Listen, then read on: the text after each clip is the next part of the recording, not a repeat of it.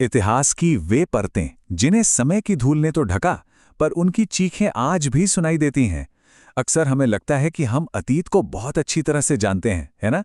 School की किताबों से तो यही लगता है कि इतिहास केवल युद्धों, राजाओं महाराजाओं और सूखी तारीखों का एक पुलिंदा है।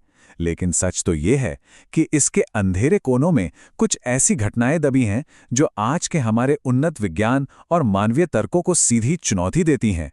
आज के सफर में हम समय के उन पन्नों को पलटेंगे जिन्हें दुनिया ने अक्सर भुलाने या छुपाने की कोशिश की है। सच्चाई अक्सर कल्पना से कहीं ज्यादा भयानक होती है। जरा सोचिए इस बात पर। आज की हमारी इस चर्चा का पूरा आधार ही यही है। अब हम कुछ ऐसे अजीबोगरीब और खौफनाक रहस्यों के बारे में बात करने वाले हैं जो आपको किसी थ्रिलर फिल्म का एहसास कराएंगे। लेकिन याद रहे, ये सब पूरी तरह से सच हैं। ये वो घटनाएं हैं जहां हमारा सारा लॉजिक, सारा विज्ञान बस घुटने टेक देता है। तो चलिए समय के पहिए को घुमाते हैं। आज हम 3 बिल्कुल अलग अलग दौर में जाएंगे, 525 ईसा पूर्व, 1815 और 1975। ये इतिहास के वो 3 पल हैं जहां सामान्य तर्क ने काम करना बंद कर दिया और रहस्य ने पूरी तरह से कब्जा कर लिया। शुरुआत करते हैं हमारे पहले रहस्यमयी पड़ाव से, साल 525 ईसा पूर्व और पेलुशियम की लड़ाई। तो माहौल कुछ ऐसा था। प्राचीन इजिप्ट की रेतीली जमीन पर पर्शिया के बेहद महत्वाकांक्षी राजा कैम्बिसिस द्वितीय की नजरें गड़ी थीं। लेकिन इजिप्ट कोई आसान शिकार नहीं था। कैम्बिसिस बहुत अच्छी तरह से जानता था कि वो केवल सेना के दम पर यह जंग नहीं जीत सकता। इजिप्ट की संस्कृति में बिल्ली केवल एक जानवर नहीं थी, बल्कि उसे देवी बास्टेट का पवित्र रूप माना जाता था। और उनका विश्वास इतना गहरा था कि उस समय इजिप्ट में एक बिल्ली की हत्या का मतलब था सीधे मौत की सजा। कैम्बिसिस ने इसी श्रद्धा को अपने सबसे घातक हथियार के रूप में इस्तेमाल करने का फैसला किया। कैम्बिसिस ने खेला इतिहास का सबसे खतरनाक मनोवैज्ञानिक दाव। उसने अपनी सेना को आदेश दिया कि वे अपनी ढालों पर बिल्लियों की तस्वीरें पेंट करें। लेकिन बात यहीं नहीं रुकी। युद्ध के मैदान में पर्शियन सैनिक अपने आगे आगे सैकड़ों असली जिंदा बिल्लियां लेकर आ गए। जरा कल्पना कीजिए, सामने से एक दुश्मन सेना हमला करने आ रही है और उनकी ढाल के रूप में इंसान नहीं, बल्कि वो पवित्र जानवर हैं जिनकी आप पूजा करते हैं। अब इजिप्ट के सैनिकों के सामने एक ऐसा भयानक धर्म संकट खड़ा हो गया जिसने उन्हें पूरी तरह से पंगु बना दिया। दुविधा एकदम साफ थी, या तो दुश्मन को मारें या अपनी पवित्र देवी के रूप पर वार करें। और हैरानी की बात तो यह है कि उन्होंने बिना एक भी तीर चलाए मैदान छोड़ना शुरू कर दिया। वे अपनी ही अटूट आस्था के जाल में फंस चुके थे। पर्शियन सेना ने इस मनोवैज्ञानिक आतंक के दम पर एक पूरे साम्राज्य को बिना खून की नदियां बहाए घुटनों पर ला दिया था। चलिए अब समय में थोड़ा आगे बढ़ते हैं। साल 1815 इंग्लैंड, और मामला एलाइजा फैनिंग का। एक ऐसी दास्तां जिसे कानून ने न्याय के नाम पर सूली चढ़ा दिया।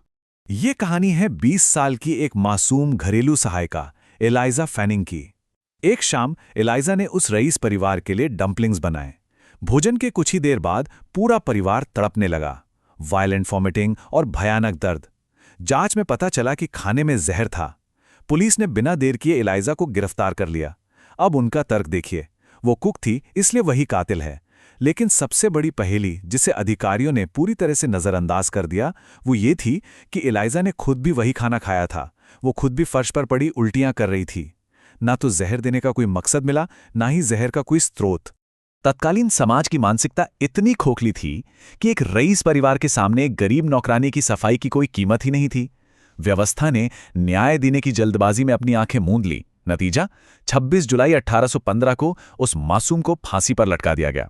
आज के कानून विशेषज्ञ इसे जुडिशियल मर्डर यानी न्यायिक हत्या कहते हैं। एक ऐसी व्यवस्था जिसने सिर्फ अपना अहंकार और अपनी श्रेष्ठता सिद्ध करने के लिए एक बेगुनाह की जान ले ली।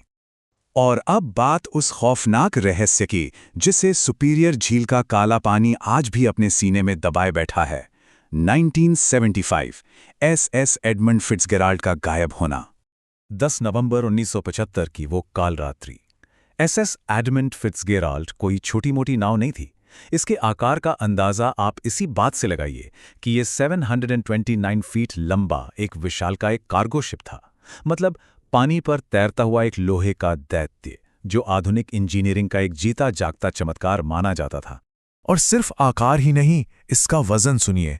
जिस रात ये इस भयानक तूफान में उतरा, उस वक्त इस जहाज पर 26,000 टन कच्चा लोहा यानी बल्क आयरन ओर लदा हुआ था। लेकिन उस रात झील में प्रकृति का जो तांडव चल रहा था, वो किसी बुरे सपने से कम नहीं था। 35-35 फीट ऊंची लहरें, जो किसी 3 मंजिला इमारत के बराबर होती हैं, जहाज को निगलने के लिए बेताब थीं। 80 किलोमीटर प्रति घंटे की रफ्तार से चीखती हवाएं चल रही थीं और विजिबिलिटी पूरी तरह से शून्य हो चुकी थी। इसे भयानक तूफान के बीच पास ही मौजूद एक दूसरे जहाज के रेडियो पर संपर्क होता है। कैप्टन अर्नेस्ट की आवाज गूंजी, सब कुछ नियंत्रण में है। और फिर उन आखिरी शब्दों के ठीक 10 मिनट बाद रडार पर सिर्फ सन्नाटा था। बिना किसी मदद की पुकार के, बिना किसी एसओएस या चेतावनी के, वो विशालकाय जहाज रहस्यमयी तरीके से गायब हो गया। बाद में जब खोजबीन हुई तो जहाज का मलबा 550 फीट की गहराई में 2 टुकड़ों में टूटा हुआ मिला। लेकिन सबसे डरावनी बात जानते हैं क्या है? 29 लोगों के क्रू में से एक भी इंसान की लाश आज तक नहीं मिली। वो 729 फीट का फौलाद आखिर कैसे बिना एक शब्द कहे समुद्र की गोद में समा गया? क्या यह सिर्फ एक तूफान था या कुछ और? इतिहास की ये गलियां सच में हमें पूरी तरह से स्तब्ध कर देती हैं और सोचने पर मजबूर कर देती हैं। जहां एक तरफ बिल्लियों ने युद्ध का पासा पलट दिया, व्यवस्था के अहंकार ने एक निर्दोष की जान ले ली और एक लोहे का पहाड़ पानी में विलीन हो गया। ये सब साबित करता है कि असल जिंदगी हमारी सोच से कहीं ज्यादा अजीब है। लेकिन सिर्फ बाहरी घटनाएं ही रहस्यमयी नहीं होती। कभी-कभी इंसान के खुद के फैसले भी सबसे बड़ी पहेली बन जाते हैं। और इस पहेली का सबसे जीता जागता उदाहरण है किम उंगयोंग। इतिहास की कई घटनाएं ऐसी होती हैं जो हम पर बाहर से थोपी जाती हैं, लेकिन किम उंगयोंग का मामला बिल्कुल अलग है।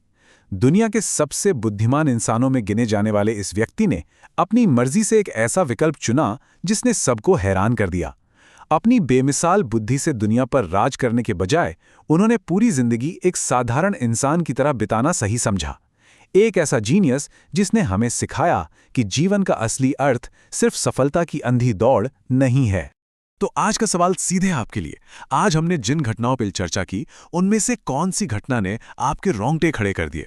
और सबसे जरूरी बात, क्या किम उंगयुंग का एक साधारण जीवन चुनने का फैसला सही था, या उन्हें अपनी बेमिसाल बुद्धि से इस दुनिया को और बेहतर बनाने की कोशिश करनी चाहिए थी?